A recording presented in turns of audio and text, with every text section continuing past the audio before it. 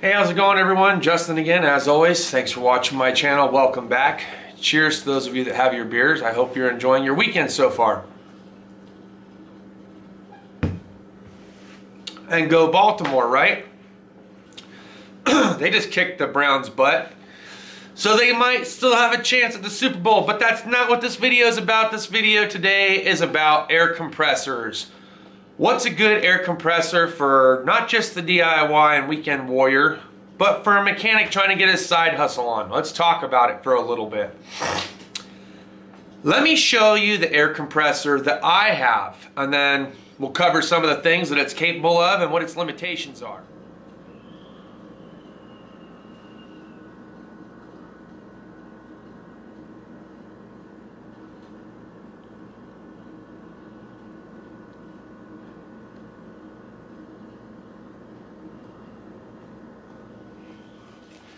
Alright, so now that you guys got a chance to look at the body of the compressor, you saw that it was a GM Performance compressor that I picked up from O'Reilly's.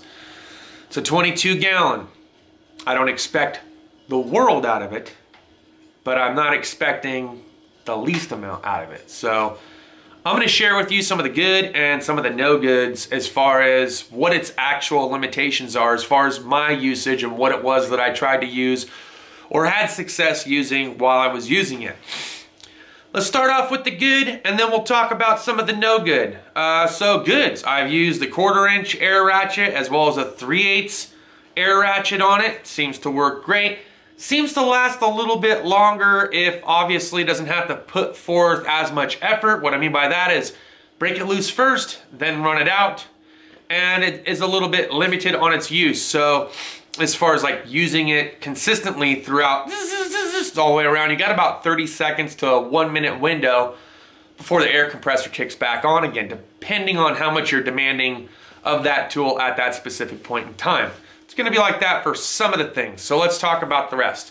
Tire inflator. Tire inflator works great. Put a little bit of air in, get up so much. Think about once I hit about 10 or 15 PSI, air compressor kicks back on. So just something to think about. Fluid extracting. Fluid extractors work. I got a Mighty Vac back there. Some of you guys might have seen how to do a power steering flush video that I have done in the past. Works great there too.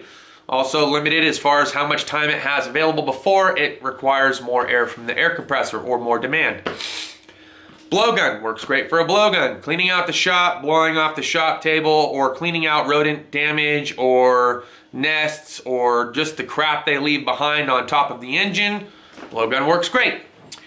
3/8 drill, you guys seen I did a new Matco drill I think about 6 months ago or so. It's pretty cool, variable speed, very slow speed. Drill works great. The slow speed drill works great. Finish nailer. Finish nailers work great. I got a little brad nailer I used to hang all this pegboard up here in my garage. Worked great. Didn't demand very much from the air compressor. I was almost able to put all this up before the air even really kicked in, so that's cool. Coil nailer. I had some shingles come loose on the roof. I have a coil nailer. No problem.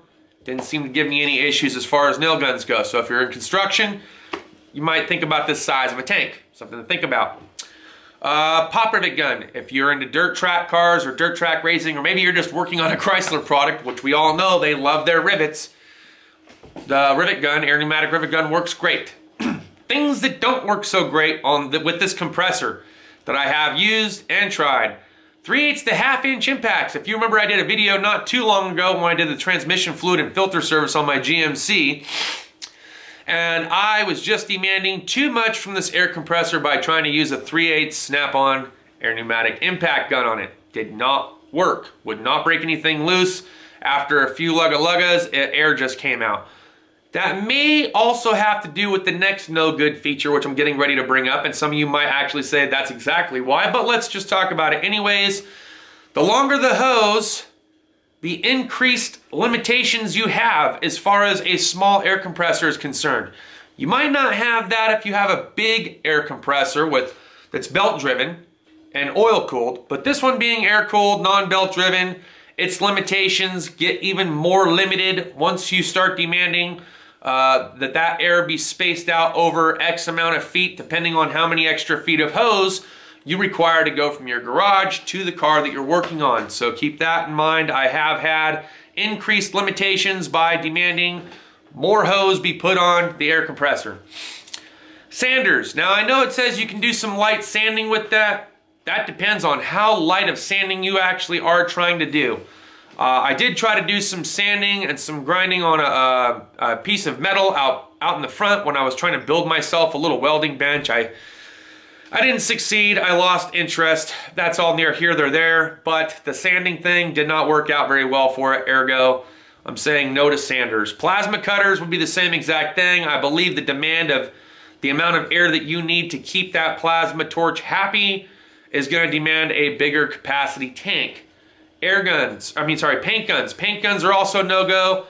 Airbrushes might be a go. I've never used the paint airbrush before, but I have tried to experiment with an actual paint gun in the past, and paint guns are basically a no-go for a small tank like this. Too much moisture gets tied up into the mix, and it spackles, and it just doesn't do what it needs to do. So if you're thinking about getting away with a cheap paint job on your own car out front, the 22-gallon air compressor is more than likely not going to do it for you. You can disagree with me all you want down in the comments. I haven't had any luck with it. Just throwing that out there. 3/8 high-speed variable drill. Now I have a Cornwall 90-degree drill that's really high in RPM and it's fast. And that fast drill demands a lot of air from this compressor. This compressor, even though its capacity or its gauge shows 120 PSI, I'm guessing it only really holds about 75 to 85 PSI of actual working force behind it. And so once it uses all that up, because of that high speed revolution that it's demanding, it pretty much kicks the air compressor on, the drill dies out, and you're stuck pretty much waiting for it to catch back up. And that can go for the same exact thing when it comes to die grinders. Both 90-degree and straight doesn't matter. Because of that high RPM and speed demand that you're asking, it will kick the air compressor on. It will slow down the die grinders and cutoff wheels, especially if you're trying to use it for cutoff wheel stuff. Woo! And halfway through, 3/4 inch wide by 1/16 to 1/4 inch thick steel flat plate, it'll die out before it gets to the end and you'll be waiting for the air compressor to kick back on. So if you're just trying to do little small welding things here and there with some 90-degree angle iron or some flat plate steel just to kind of butt weld a few things here and there, you're gonna spend a lot of time waiting for the air compressor to catch back up if you're using it for a cutoff wheel. My suggestion would be, and this goes for grinders too, my suggestion would be is to get yourself a corded AC outlet plug-in grinder or cutoff wheel if that's what you're going to be doing, or get a cordless sawzall of some kind if you don't really care how straight the cut is, or skill saw or whatever. But if you're trying to do with the like we're talking about flat plate steel and things like that, you might just get a grinding wheel and put the appropriate cutoff blade on it and use that instead. Going to be the same speed all the time, 110 outlet, you just can't pass it up. Okay, the last but not least, pretty much least, air hammers. Air hammers just don't seem to work with this compressor. I don't know what it is, but I had a fan clutch on a 98 Dodge Ram that I had a while back.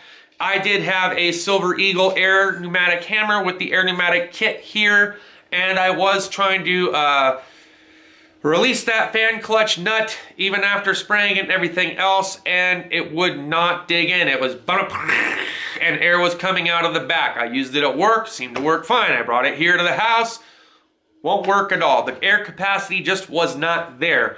However, with a spanner wrench hooked up to the pulley, and or was it a spanner wrench? No, it was one of those special ones that loops through the pulley and then it kind of bites down, and then I was able to just take an actual wrench that I had pre-welded myself and I was able to crack it loose with not very much effort. I mean, a little bit of effort, not very much effort though. Didn't require a lot. And actually that tool, if you're looking for that tool, I believe I bought that tool from O'Reilly's too. And it's pretty cool. Doesn't work in all situations because I did have a pulley or two that the fan clutch nut was just on there just that tight, and all I was doing was gouging and slipping across the pulley. But For some that have been taken off a couple times here and there, they seem to work just fine. All right, guys, so that's my good versus my no good as far as the 22-gallon compressor. Look, if you have an air compressor that you would strongly recommend for the DIY, the weekend warrior, or the mechanic just trying to get a side hustle on, please leave it down in the comments. Let us know what's worked for you, what gallon size it was. Let us know who manufactured the air compressor that you purchased or that you recommend, and why you recommend it, how long you've had it, because I know that this question has been asked several times over the last 12 months. Hey, what do you recommend for a good air compressor? That's all I got for this video, guys. Look, I know we're getting ready to start a new year, 2019 upon us. I'm looking forward to it. I hope you're looking forward to it. For more content like this, stick around, hit the notification bell, subscribe if you're not already a subscriber. We'll see you next time. Deuces.